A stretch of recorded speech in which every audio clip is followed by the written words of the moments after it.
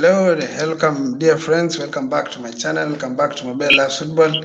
We're back again. We are going to do a review of Chelsea versus Wolves, a game that was played yesterday. Of course, Chelsea won 3-0, and there were good results from that game. Performance was okay.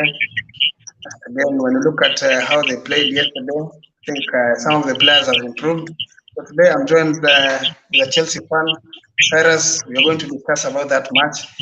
We look at how Chelsea have improved since the last time we played against Wolves. Remember the last time we played against Wolves, we got a draw.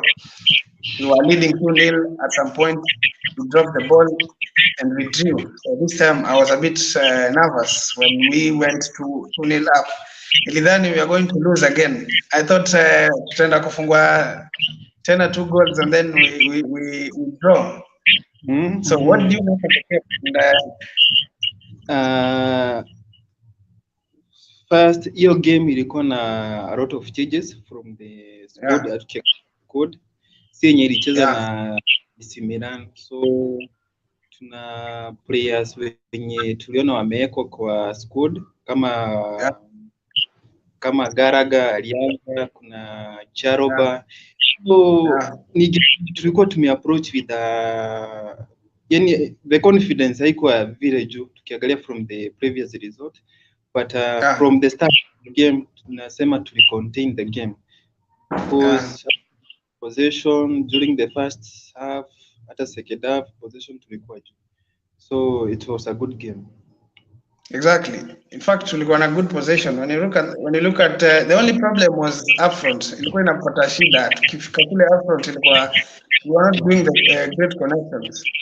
But when you look at the build up from the building up from the back kwenda forward, I think tulikuwa na vizuri. Mount alianza vizuri. I think Mount really played well yesterday. Even though I was against him being in the lineup, I thought he was a bit tired because he's been involved in so many games. Alafu Pulisic is the same way. Alianza, I don't think kama alianza vizuri, but aliendelea grow as the game went by. Akicheza vizuri. So I think most of the players, as you said, hawajapata chance ya kuplay. It's only that Ghana they were given a chance to prove themselves. Na niliona like there were some changes and some of the players have really improved. Mtu kama Loftus-Cheek improve delivering of the ball, hata kama yeye ukana ball sana amejaribu kuimprove. Then you look at his physicality yako poa. Then defense, of course, Chaloba alicheza vizuri sana. Chaloba, I think yesterday alionyesha that now he's ready to be a defender that you want. One thing alianza hapo kwa Chaloba tunote huyu jamaa hajairuzi ni game yenye amecheza for around hajairuzi amecheza around 26 matches. From those 26 matches win around 17 matches draw 9. So I don't know, maybe ni a good luck ama ni the quality in himself, but I think it's high time tuanze compare chances acheze more games. Yeah. At least akona ile aggression ukiangalia, then he has confidence, he believes in himself, something that is good for a player. Then ukiangalia combination yake na Koulibaly, of course ukiangalia wote wako so aggressive because ulikuwa unaona Koulibaly hata anaenda kutackle kwa midfield. Unajua sasa ukiangalia kama hiyo ya Koulibaly Chiweri yuko is a top player. Ukiangalia kwenye anacheza the naitwa ni Charoba anacheza pia the nini he need to compete ili apate hiyo chance. So I think venye coach anabadilisha the squad is a good thing, analeta competition kwa team, na hiyo competition ndio inaleta improvement kwa team. Ndio maana unaona they are very very aggressive juu kila mtu anataka the first 11. Exactly. So hata mimi I think that is the most important thing. Venye coach alikuja ameanza kupatia chances wale players ambao hawajakuwa wakicheza. At least competition sasa itazidi, and when the team is winning, you bring the first team wanna win, the second team wanna win, and I was even convinced the best team now that we have. We saw the midfield yesterday played well. Jorginho inside, and the other game that we played, of course, Jorginho was not in, but Unaona kama game ya jana walishinda vizuri sana. Kina Jorginho na nani Garaga na Rufat Chicks. I Exactly. think the coach analeta combination yenye the previous coach maybe hakuwa anaona combination ikifanya. He is bringing something new. Yani anaweza kuidentify the combination kwa midfield. Unajua ukiwa na midfield yenye they know how to play with each other, that is a strength in your team. Then I think what was right choice. Alafu hapo kwa the first 11 I think venye ana alternate the team. Unajua tuko community competition, tuko Champions League. So we need a team be inapumzika kidogo, tukienda Champions League, tukirudi kwa IPL. Yani the team tutakuwa competitive. Of course huwezi cheza na the same 11 people kwa each and every competition. Now we expect to gain in each and every game. Sure. Alafu as you said, unaona mi hata vile nakwambia, I look at the team that played against Milan and we were not controlling the ball, especially in the first half and some minutes in the second half. Of course we scored the goals, hata kama tumefunga goals, but the control of the game haikuwa ile sharp kama vile I saw yesterday when tulianza game. We were controlling the game, passes zilikuwa zinafika. And then ulikuwa kuna ile intention ya kuattack, trying to do progressive passes. But again, you realize ile game ya Milan alipoleta when he did substitution, alipofanya substitution na Jorginho kukam in, Gallagher kukuja, then Broja kukuja, things changed a little bit. Kwanza ku control the game and we were able to stable the game. Tulikuwa tunafanya wale wasee wanapata shida sana AC Milan. So now the question is, I'm just trying to overthink though. Unafikiria that the team that we played yesterday is our best team? Now, is our best team, but when you look at the attackers that played in the last game, they were more clinical than the yesterday's players, because there's so many crosses zilipigwa jana, but hazikuweza kuwa successful kufunga mabao. I can see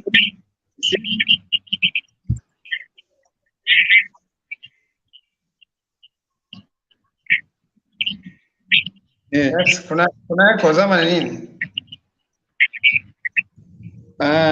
For me, Nini is the best team. I think we are still in transition from the previous coach to the new coach. So tuna expect a lot. Maybe kuna echo kidogo. So niko nasema I don't think the best team for now, because we are still in transition from to the new coach.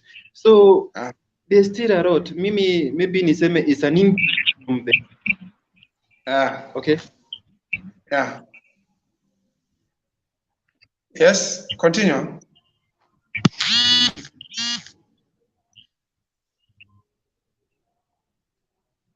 As I continue. Okay. Boss.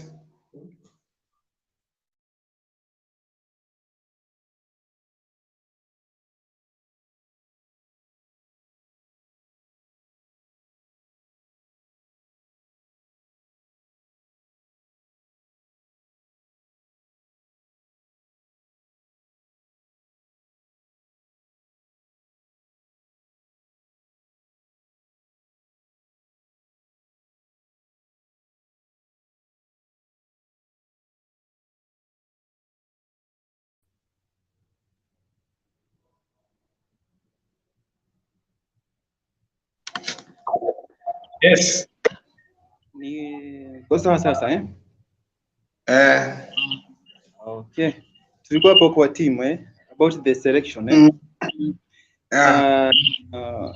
I think we are not yet to identify the best team, because as nasema we're still in transition from the previous to the new coach.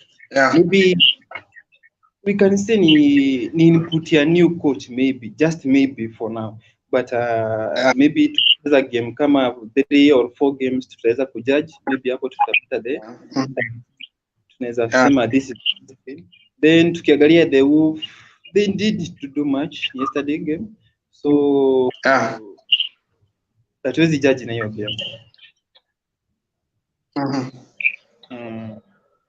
So itakuwa maybe Wolves walikuwa a weak opponent, that's why maybe we did not get a lot of challenges from that team. Yeah, because sidhani kama niliona ile aggressiveness from the Wolf. Huwezi compare na the Wolf last season na this season. I don't know why, but wako chini.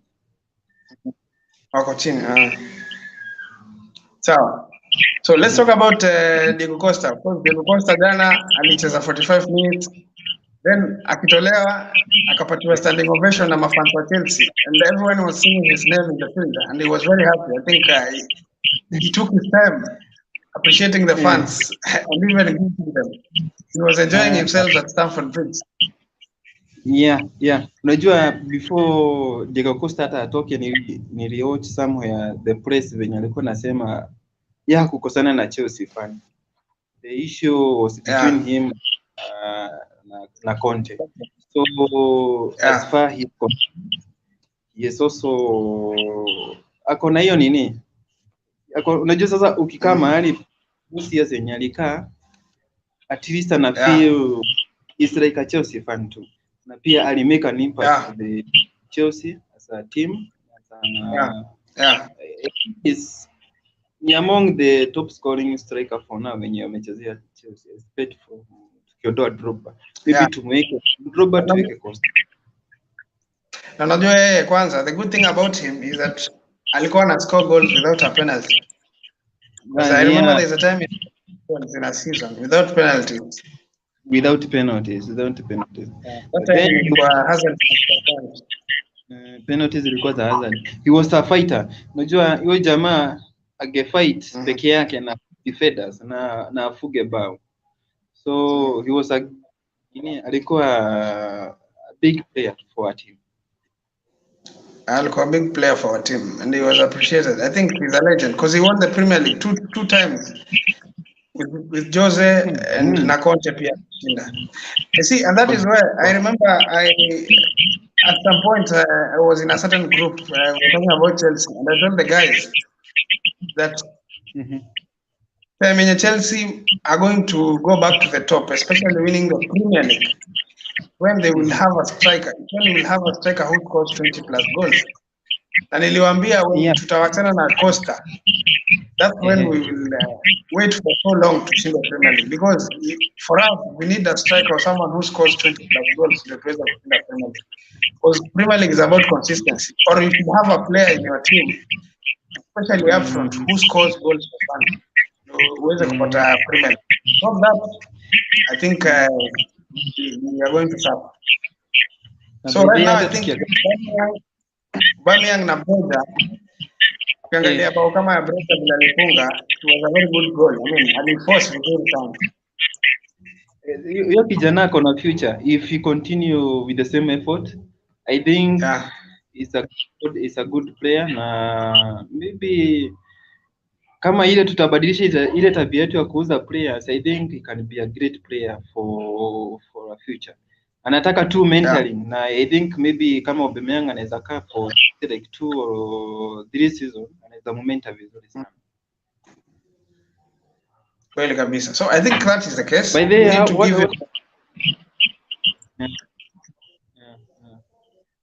what about nani? Kepa. Unaona nabaona ashachukua tena ama? Yeah, exactly. You cannot change him. Amepata 3 clean sheets. Amepata clean sheet against amepata 2 I think. Alipata against AC Milan. Clean sheet. And it was due to him actually making some good saves. Yesterday he made a good save. So I think I just think he should be still remain in the goal. Ndio confidence yake irudi. Mendy apumzike, because Mendy has been doing mistakes. Hata ukiangalia the past games alikuwa akicheza, it was due to his mistakes. That's why we lost against Leeds. Alituwestia against Leeds. The first goal against Leeds was his mistake. Na unajua the confidence of the team starts from the back. And when a goalkeeper makes a mistake, then probably that's where the problem comes. So maybe I should continue. I think Mendy should continue being in the bench. Then we give a chance to Kepa. Kepa is good. Right now he's doing good. I think we should give him a chance. He should be given a chance, eh? I think unajua sasa tu hizo game tatu zenye tumecheza nimeona is like maybe sasa atakula bench na ako ready to fight for that position. Unajua sasa hata kuna ile input ya coach. I think pia nani hako nampea those chances na maybe akimpea chance ndio anaweza pewa chance but ikue hiyo siku haikuwa yako. You know, I go somehow a bit of luck, a bit of. Maybe this is the keeper's time to sign. Yeah, maybe this is the keeper's time, and because he's a good goalkeeper. You see, he's a professional goalkeeper, and the way he's been trained, amekuwa akikaa bench for long. I think amepata sana ni opportunity yake ya kushine. I think he'll do well. So we need to give him a chance so that he can prove himself. Kwa sababu sasa tukisema tunaendea Mendy, it's going to demoralize the team. Especially kama vile amekuwa kicheza vizuri na those at the back. So Mendy should fight for his place. I think he should fight for his place kama vile Kepa amekuwa akifanya. Because ukiangalia ile game ya AC Milan alifanya 2 good saves. If it was not him, probably could have conceded. Especially there was an open chance that Milan got. Sure. Yeah, so I think we should give him a chance. Yeah. Na thing nimeona about the new coach kuna ma players wamepewa wajiredeem. Unajua hata Pulisic kusema kweli ni kama amekuwa amepotea. Hakuwa kwa game. I think sasa ndio amepewa time maybe ajiprove. Na as a player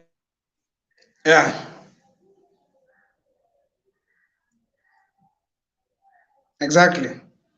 So thank you so much, Marison Katana. A new beginning to Chelsea fans.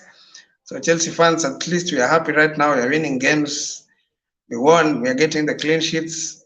Appreciate our goalkeeper for what he's doing at the moment. He's giving us clean sheets. The defenders are doing well. And of course, it was a chance to give Thiago Silva a rest. I mean, he's been playing games. Now we have good defenders who have come in to cover for him. So we expect him to be very ready when we be playing Milan on Tuesday. So it's a good thing. At least the rotation of the team makes me happy. The way the team is playing, some of the players, the fringe players have been given a chance to play. They are doing well. They're taking their chances. Pulisic, of course, he scored yesterday. And again, you look at Broya, he came in and scored. I mean, that gives him the confidence. That means he's bargaining for more minutes come the next game. Of course, he will be playing against Milan. I'm very sure that the manager will sort him out, try and give him a chance to play that match, at least 30 minutes, so that he can also boost his confidence. Again, in the midfield, of course, Gallagher played 90 minutes. He was quality yesterday. He showed his class. He did not score, but again, we expect him to score next time.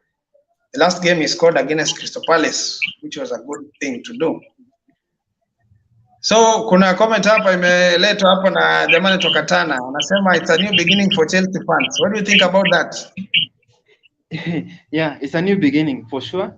Na tukiangalia the Chelsea ya Tuche na ya Potter, it's a bit different. Last season mpira tupata hadi around 70% possession but we score 1 goal. Na sai I can see we are a bit offensive, tuna create chances na zenye tuna score. Tagunania ingie. I think tumescore 8 goals na tumeconcede only 1 goal. Hiyo inamaanisha not only we are also we are defending. So it's a new thing. Kuna mahali na kuwa na amepata maybe the idea how to do it about attacking. Ku defend alikuwa sawa but kwa how tugeremewa kabisa. Sure. Especially, by the way, let me tell you, When you look at the first goal, was it the first goal? Bao ya kwanza ilifungwa na nani? No, not the first, the second goal. The Pulisic goal. Ile bao ilifungwa na Pulisic. In Tuchel's time, it was very hard for us to score such a goal from open play. Yeah, Most sure. of the time, it was very hard for us to score such a goal. Creating, creates mpaka kwa box, when we score such a goal. Most of the time, it was we were creating through our wing-backs. It was very hard for us to create through the middle of the field. So I think jana I saw some improvements, and that makes you happy. Ukiona hivyo unajua that the manager is doing something in the pitch, I mean in the training ground. So hiyo bao pili, I think I was happy about how it was scored. And now the other thing, the thing that I've always said, that hiyo time tulikuwa tunatumia mastrikers wetu tulikuwa tunawastaff sana. Because ukiangalia mtu kama Lukaku, he didn't perform at Chelsea because most of our midfielders walikuwa wanamstaff. He was not getting the ball. But yesterday and some games that we've played, especially at Milan, we saw the strikers being served. Because Aubameyang was a typical goal that imeserviwa na maybe wingback kama tunaweza sema someone crossing the ball. Yesterday we saw many chances created and the strikers were being served. Kama tungekuwa na proper number 9, someone who can sniff a chance, ingeweza kupata bao. So that is really what I really wanted from our midfielders and some of our wide players, waweze ku create chances so that waweze kuleta striker wetu tons of chances na anaweza kafunga. Ukiangalia kama vile Man City wanacheza at the moment. Manchester City wazee wana chance after chances. Yeah. So for us, I think we have improved in that. Oh, great. Now, what else do you have to say? Improved na venye umesema. So, Mr. Katana, tell us what you think about Chelsea. Maybe I don't know. I don't know whether. Sorry. Yes, Sammy. Yes. Continue. About Chelsea, I'm still yet to know kama bado tuko title contender. I can't say kwenye tutamaliza kwa hii ligi bado. Maybe to watch like 3 or 4 games tutaweza kujua, because ukiangalia timu kama Man City, ukiangalia timu kama Arsenal, sasa unajua hata tukianza Arsenal nilikuwa nasema maybe watacheza 2 games, but sasa they wanaonyesha hiyo aggressiveness, they want to win the EPL. Unajua siwezi sema tutakuwa na bagapi. Unajua sir, there is a difference now when it comes to winning the Premier League. It calls for mentality, kwa sababu ukiangalia from when you look at your benchmark, it's Man City and Liverpool. For you to win a Premier League right now, nowadays in these seasons, you have to get 90 plus points. Are you sure that Arsenal can get plus points? Because Man City, you can be very sure with the new strikers that they have, they will make sure that they go to the extreme. Liverpool, if they get their track back, you will be sure that they get to the extreme.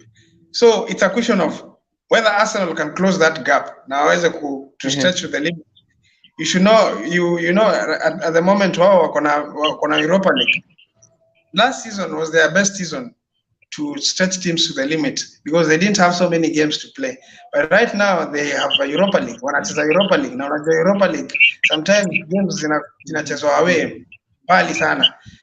If they don't have a depth, they don't have enough depth kwa timu yao, itawaletea problem. Because most of the time unaonaga mtu kama Partey akiumia, huwa wako na problem. So mimi naona with Arsenal, the best thing they can do this season, try and finish top 3. Number 1, it might be Manchester City, even though I'm not very sure about them. And you maybe hata kama wanafunga, I have not seen them play well as they've been playing. Wanajaribu kuserve sana Haaland. Even though yesterday they scored with 3 different players, which is good. Mahrez scored, Cancelo scored, I agree with you, but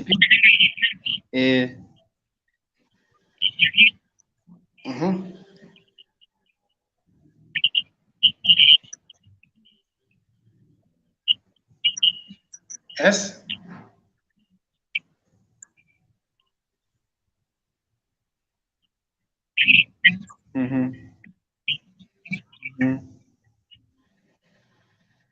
Network yako inakatika.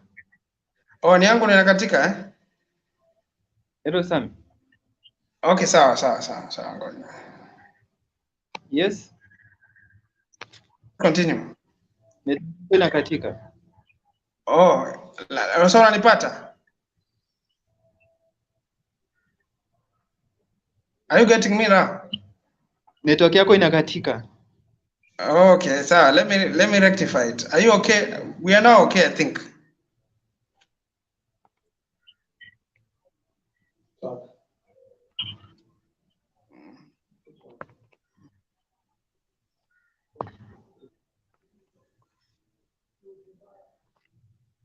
Are we okay?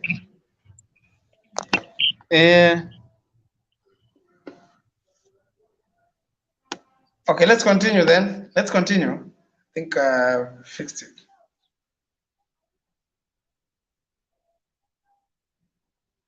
Cyrus.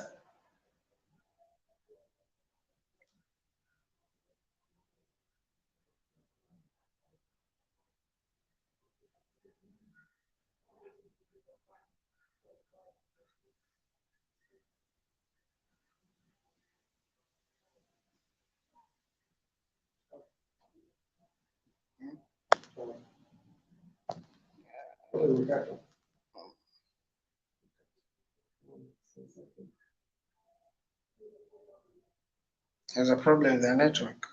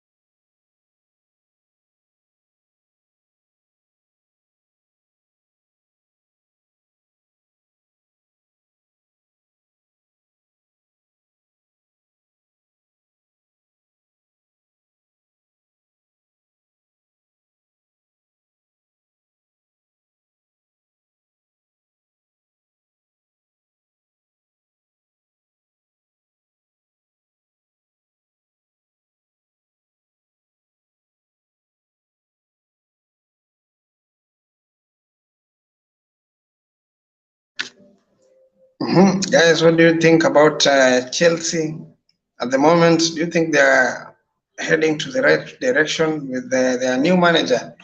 Because they have a new manager and the way they are playing at the moment, I think we are finally scoring with our attackers. Before we used to score with our defenders, with our central defenders, with our midfielders. And I remember sometimes back a season that we had Frank Lampard, our top scorer was Jorginho with 5 goals, with 7 goals, I think. So just now, I mean, when we had Tuchel, I think the first season when Tuchel came in, it was I think it was Jorginho who was our top scorer with 7 goals, and I remember both of them were penalties. So right now, I think we've started scoring with our attackers, and when attackers score, that means that the team is creating and attackers are doing their work well. So I think, guys, we should now be happy about how Chelsea are playing at the moment, and should be very happy about that. So, uko sawa sasa? Niko sawa. Network iko na issue. Oh, by the way, kuna kitu nilikuwa nasema Chelsea before tulikuwa tunascore na defender wetu. I think sahi ukiona tunaona mataka which is ukiona hiyo ni a good thing because you know that the whole team is playing as a unit. Kwa tukiangalia game ya Milan at least we scored Aubameyang teams anataka. Yesterday we scored with the three attackers. We scored with Pulisic, we scored with Havertz, again we scored with Broja. So that is a positive. When you see our attackers scoring goals, it's been so long ever since we see attackers scoring goals. But yeah, you know that ilikuwa a weird thing last season with the Tuche. To see an attacker scoring, ilikuwa miracle. And I think that was one thing of downfall ya Lukaku. As long as na complain about the cast of number 9 as a team na venye tulikuwa tunacheza tumefail those number 9. Ndani kama system tumetumia kuna system yenye imeweza kuserve ama kupea ball number 9 iko sometimes kwa kiguza like 3 ama 4 touches kwa game hadi unashangaa nini anafanya kwa uwanja. So ni kweli the way umesema tumekuwa tukifelawa attackers wetu and that is true because when you look at the last time when we had an attacker who scored maybe 10 plus goals, it's when we had Abraham, Costa. right? Abraham. Yeah, Costa Abraham, did sure. That is cool. That is a different one. But tulikuwa na Abraham alijaribu kuscore probably 14 goals in a season, 15 I think, if I'm not wrong. I think that was good. But Lukaku had to make kufikisha double digit. We hope this season when tuko na new coach and maybe with new tactics tutaweza kufikisha 20 plus goals with our attackers. And even combine of them getting 30 goals in a season, it will be good. Mtu kama Pulisic apate 10, Mount apate 10. Aubameyang hata akipata 18 goals, that will be okay. Itakuwa a lot of improvement. Na tusisahau pia kina James wana contribute. Usiwache nyuma na bado wanaendelea kufanya venye walikuwa na attack last season. So it will be a great improvement kuona both attacking play na kina James pia wakiscore.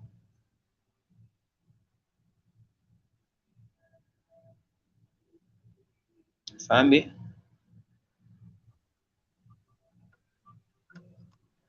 Yes, Sambi? Yes, I'm back. Pole. You're back, eh? Somebody called me. Oh. Yeah. Nilikuwa na hata kama the attackers wana score, tusisawa kina James na contribute. Yeah. So imagine the effort from venye walikuwa wanafanya last season, then we added the effort ya attackers. Watu wanaweza tunaweza change as a team na tunaweza kuwa better sana. Exactly. Now that we have attackers who are scoring, then some of the wing backs are doing well. Mtu kama Chilwell akianza to improve, adding goals into his game, and especially also the midfielders. I really want to see Mount, Gallagher scoring goals. I want them to score goals kwa sababu ukiangalia at Arsenal akina Odegaard ana score goals, akina Xhaka wana score goals. Mtu kama Kovacic, there are things to do also to add goals to his game. He's a good player, he's a press resistant player, and I have to make sure that he scores goals right now. So at least it's a positive from what we saw yesterday. Both attackers scored the goals. Now we need the midfielders also to come and score goals. Need us idea. So I think we've done enough. We've done enough with Chelsea. We can now talk about Arsenal versus Liverpool. What do you expect from Arsenal versus Liverpool now? That's a tricky game, but I can give my prediction. Who mwenye atawini ya game to be a narrow win. Na mimi naikirea go with Liverpool 1-0. 1-0. Okay. What's your opinion?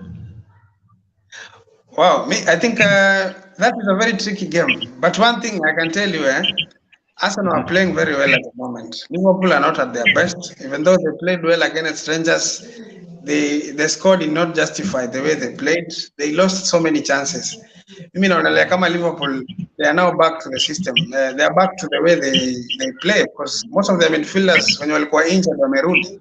Ukiangalia mtu kama Thiago amerudi, Keita amerudi, Anderson is there, the defense is fully there. So I expect them to play well, and it's not going to be easy for Arsenal. I know Arsenal haven't won against Liverpool for a long time. It's not going to be easy against Arsenal.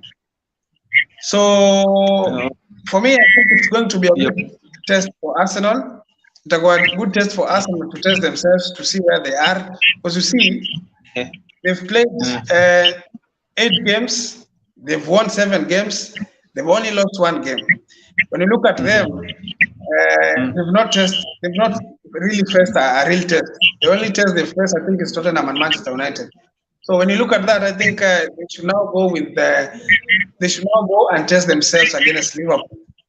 And if really Liverpool will be at their best, then they be rest assured that they are going to get it rough against Liverpool. Because Liverpool wakiwa on their best huwa ni wabaya sana. So for me, I predicted 3-1. I think Liverpool are going to win 3-1. 3-1, eh? I will take that. I will take well noted. But the other thing with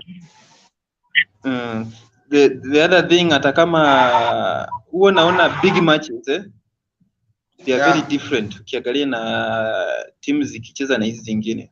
You might see a team ikiflop, but wenye inepatana na another big team wanacheza vizuri. So let's wait for the game.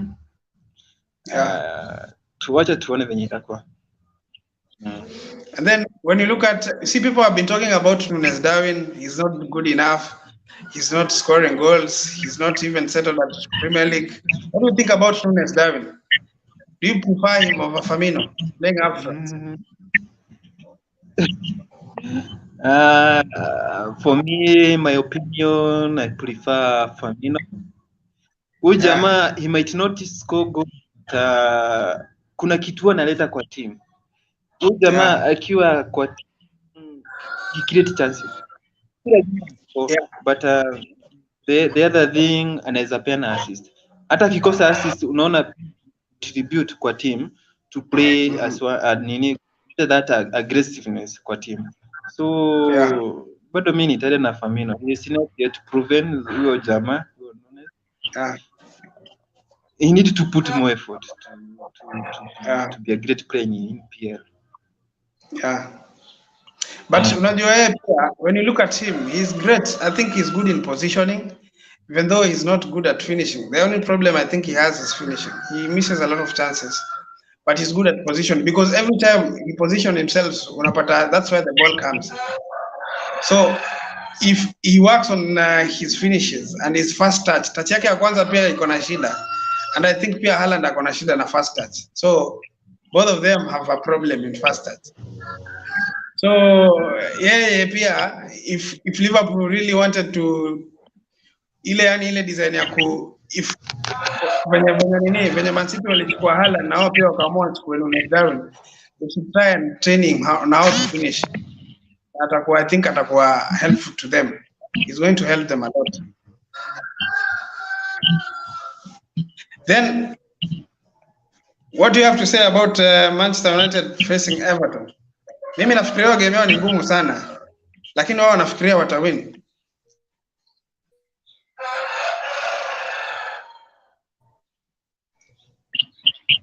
Yes. What do you have to say about Manchester United against Everton? Me, I think that game is hard for them, but for them, they are saying it's a very easy match. They are going to win against Everton. What do you think about that?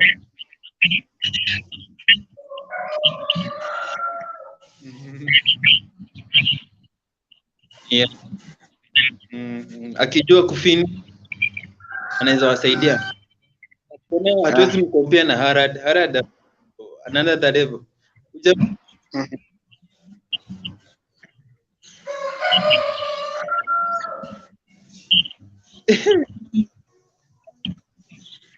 Wanafikiri watawin hiyo si game rahisi Sami, hiyo si game na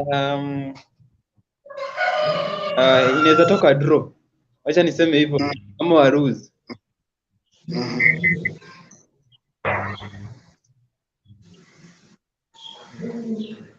Opinion yako iko aje?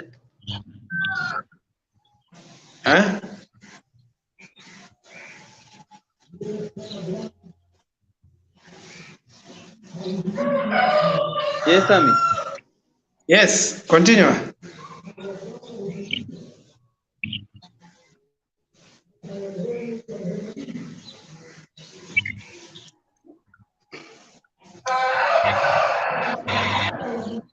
Unanipata? Nakusikia unapotea. Oh, mimi ndo napotea.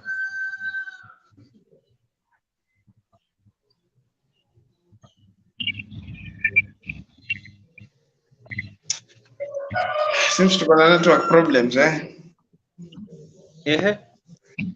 Unanisikia kweli? Yeah. Nakusikia kabisa. Yeah, kabisa nakusikia.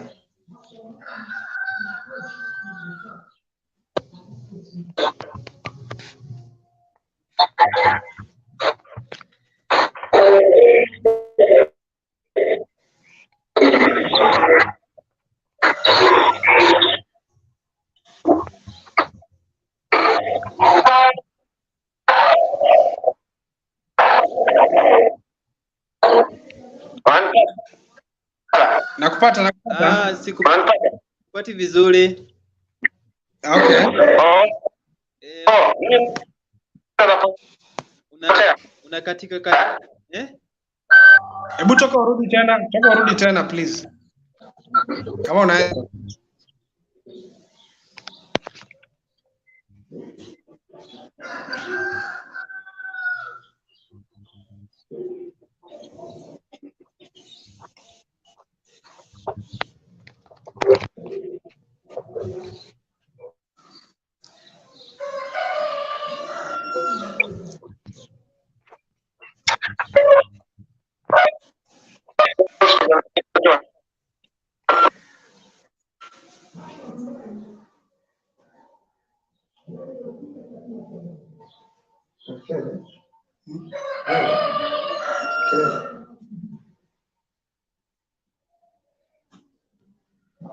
Costa problem.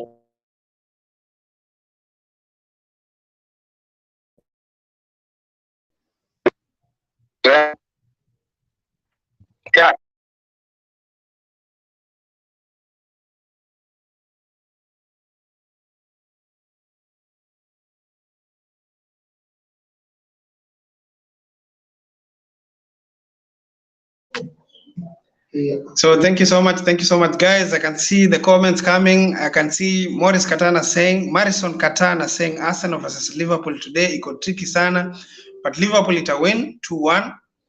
What do you think guys? Tell me what you think in the comment section below. Tell me, Marison Katana, tell me what you think. Unaona nani atascore against Liverpool na Arsenal? Unaona kama Nunes Darwin atascore ama unaona kama Gabriel Jesus atascore? Ni players wagani unaona kama watascore katika hiyo game? Tell me in the comment section below and niambie timu una support. Timu una support today, Man United versus Everton. Unaona nani atashinda katika hiyo game? Which team do you think is going to get the points? Of course, we know very well that Everton are the only team that has not conceded so many goals in this Premier League. I think Frank Lampard is working on his defense, and they've leaked very few goals. I think they are the fewest goals in the Premier League right now. So I don't know what Man United will do tonight against Everton, because we know Everton are not easy to score against. So I think Man United should be prepared on that game. They should go there prepared, make sure that they are going to score goals. So the good thing about Man United, they have good players. Martial is back. Rashford is firing. Martial is firing again. 2 games, 3 goals. I mean, he's now come back with a lot of confidence. Ronaldo, of course, he's not been playing well. The last match, he is devoid of confidence. When you look at him, he doesn't have the confidence. But when you look at some of the players up front, they are playing well. Anthony is trying; he's been trying to shoot from far. Again, it's something that you see Manchester United are improving on. So I think that game, you can tell me in the comment section below what you think about that match. Everton versus Man United, who do you think is going to get the 3 points? Who do you think is going to win? Of course, Man United, if they win, they'll get to top 5 position. If they don't win, they are going to be left behind. So at least they should plan themselves from now. They have a new manager. They have good players at the moment. They have Ericsson, who seems to have played so many games this season. He came in as a luxury player, but he has now become a very important player to their team. And again, tell us what you think about the midfield. Of course, midfield yao ukiangalia Arsenal, Man United wamekuwa wakicheza na McTominay na Ericsson. But right now I think it's high time now they're going to give a chance to Casemiro to partner with someone, maybe Fred. I don't know who they are going to partner with. What do you think about Bruno Fernandes? Bruno Fernandes, do you think he need a rest? Because ukiangalia Bruno Fernandes hajakuwa akicheza vizuri lately. Probably it's a high time now tupatie Fred a chance to play with Casemiro at the pivot, double pivot. Then up front tupatie mtu kama Ericsson, probably anaweza fanya anything pale. Of course he's a good passer. And I think anaweza wasaidia huko up front. Tell me, Morrison, tell me what you think about Manchester United against Everton. Tell me what you think about the team, Manchester United. Do you think this time they are ready? Last season, they did not make it into the Champions League. This season, they are saying they have a manager, they have good players, they bought good players, they have a good manager, they have a new start. Do you think they're going to finish in the top 4? Ukiangalia pia Arsenal, last season, they did not make it to the top 4, but now they have a good beginning. Do you think they're going to continue the same form that they have and finish in the top 4? If that is the case, you can go ahead and tell me in the comment section below. Where do you see Arsenal at the end of the season? Where do you see Manchester United at the end of the season? And again, where do you see Manchester City? Do you think they're going to be unstoppable this season? Because so far they've not lost a match. Hawajapoteza game hata moja. Unaona wapi? Do you see them winning the Premier League unbeaten? Tell me in the comment section below, and I'll appreciate what you will say. Thank you so much. Thank you so much, guys. Thank you so much, guys. I need your comments. I want to see what I want to see what you have to say about the games. Tell me what you think about the games, guys.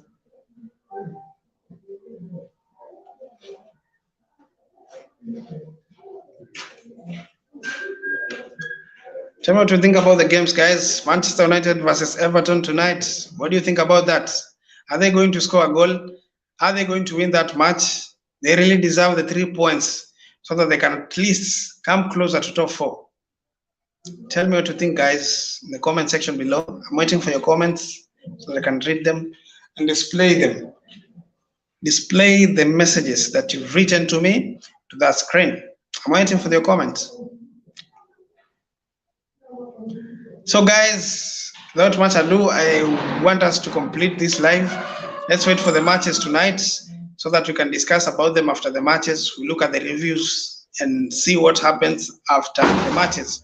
Of course, we have so good matches that are going to be played tonight. Manchester United against Everton.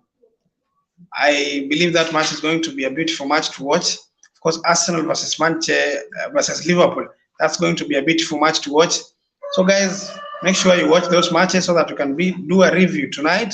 We'll be talking about those games after the matches. We'll be doing the reviews, talking about the players who have done well in those matches, talking about the managers and tactical analysis. We'll bring the tactical analysis, looking at how the managers have deployed the players. Of course, Chelsea yesterday played well. The manager changed some players. He gave a chance to some of the players that have not been playing. So we look at that game. We also look at how some of the Chelsea players have improved. Pulisic scored.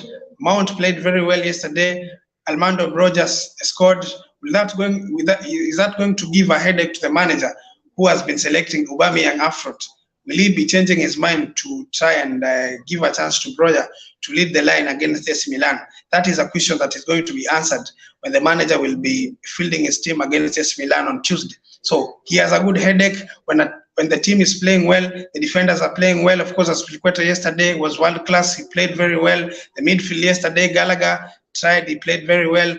Loftus-Cheek was good yesterday. He played very well. Of course, Mount also has been playing very well. So we look at that and look at how the manager is going to get it on Tuesday. Will he have a headache in getting the selection of the team, depending on how the players played? Most of the players yesterday played very well. And again, we look at the goalkeeper. Of course, the goalkeeper, Kepa, has been doing very well.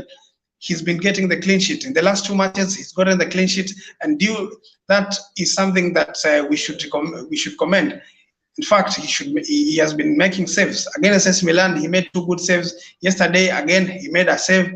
So when you look at that, at least he's been getting involved in games. And the clean sheet has been due to him doing a lot of work.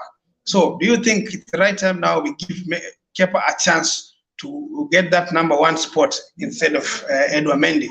And again, if you think that is the case, where do you place Mendy? Do you think it's a high time for him to pull up his socks so that, again, he can bring the competition to that number 1 spot? Yesterday, again, Chalobah came in. He played very well. He was able to show his quality. Do you think that Chalobah now is ready to nail that spot and also be able to release some of the players, especially if we have the injuries like we had last time against AC Milan, Fofana's injury? Do you think now we have a good player who can also play on that right-hand side, on that right-hand centre-back position, so that he can be able to get a chance continuing playing for Chelsea? So there are so many players who have improved. Now we are waiting for Ziyech. We are waiting for Graham Potter to unleash Ziyech, so that, again, we can have someone on the right wing who is going to ping on the crosses to our strikers so that they can be able to score goals. So some of the players that we expect to be unleashed, Denis Zakaria has not gotten a chance to play for Chelsea. We expect Ziyech to be unleashed.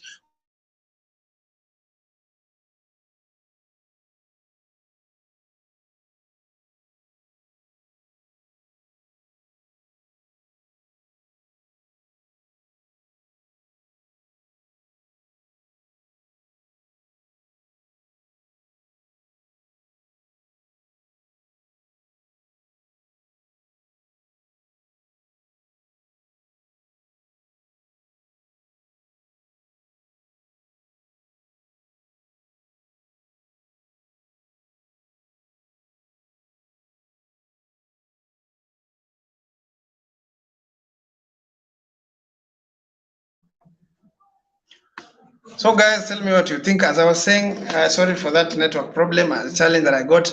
As I was saying, when you look at most of the players, I expect some of the players to be unleashed. I expect Ziyech to be unleashed. I expect Denis Zakaria to be given a chance to prove himself. I expect Chukwuemeka to be given a chance to prove himself. I also expect Kante to come in and also boost our midfield. So most of the players have been given a chance right now with the new coach that we have. So I expect so many players to be given a chance so that they can be able to help the team, because we have so many competition that we are playing this season, and we need to give players to get minutes under their belt so that they can be able to improve the team. A good team that wins something is a team that has a depth, and a depth that is quality, not a depth that is not quality. If a player gets injured, you should replace him with a player who is close to the quality of the player that you've lost. So giving them a chance to play exposes them to a lot of exposure so that they can be able to play well. So I'm happy on how some of the players who have been given a chance to play, they played well. Broja scoring a goal, that was very good. A very good goal. That one gives him confidence. That makes Aubameyang to also improve on what he does so that he can be able he cannot lose his spot to Broja, because Broja is young and there is much he can learn from Aubameyang. So I think that is good. And again, when you look at the team as a whole, I think they are now happy. When you look at the body language, they are happy and they are ready to compete. And that was quality. Guys, tell me what you think about Diego Costa. Diego Costa came yesterday to Chelsea ground, and he was appreciated by Chelsea fans. Most of the Chelsea fans appreciated him. They gave him a standing ovation. and he took his time to greet the fans. I mean, he even touched their hands, going all around to the bench. So it was a very good experience for him coming to Chelsea. And again, guys, tell me what you think about Arsenal. For me, I think Arsenal are going to lose. Arsenal this time they're going to face a real challenge against Liverpool. Liverpool, they are 10 points behind. I think they're 13 points behind the leaders. So they are not going to play games right now. If Klopp is the same Klopp that we know, I don't think they're going to play any games tonight or today. They are going to pose a challenge to Arsenal. So Arsenal should be ready. They should be waiting for a very tough match against Liverpool. So for me, I think it's going to be a 3-1 in favor of Liverpool. And again, in Manchester United game, I think it's going to be a 2-1 in favor of Everton. I'm not sure whether Man United will. I'm not sure whether Man United will score, because we know that Everton have not been conceding so many goals. So it's very hard to score against Everton. Their keeper is on form. Their defense, again, is protecting the keeper very well. So Frank Lampard, I think Frank Lampard is doing well at Everton. I think he started to build his team from the back. He's tried to make sure that the team is a bit solid. They're not conceding so many goals. So with that, I think it's going to be a challenge for Manchester United. And we know very well that Manchester United, of course, they lost against Manchester City. The last PL game they played, the APL game they played, they lost against Manchester City. But their confidence was restored when they played against Ammonia Nicosia. Ammonia Nicosia, I think a team, that name is a bit difficult to pronounce. So they scored the 3 goals. They created a lot of chances and they played very well. So I'm happy. I'm very sure that Manchester United fans are happy about their team, and they're going to support their team to the last minute of that game. So guys, thank you so much for joining us. Let's meet tonight as we'll be doing the reviews of the matches. Make sure that you subscribe if you're not subscribed to the channel, so that each and every time we are here, you are the first one doing some reviews and previews of the matches. So guys, let's meet tonight. Let's go watch some football. Thank you so much. Let's meet later.